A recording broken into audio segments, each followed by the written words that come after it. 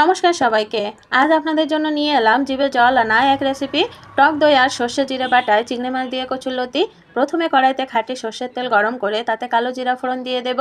এরপর পেঁয়াজ, রসুন আর কয়েকটা কাঁচা লঙ্কা দিয়ে হালকা লালচে করে ভেজে নিতে হবে।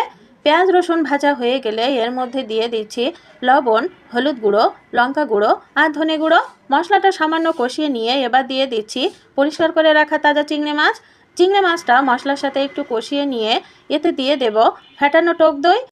টক দইয়ের সাথে চিংড়ি মাছটা দারুণভাবে কষে এলে আগে থেকে কেটে ধুয়ে রাখা কচুর লতিগুলো দিয়ে দেব।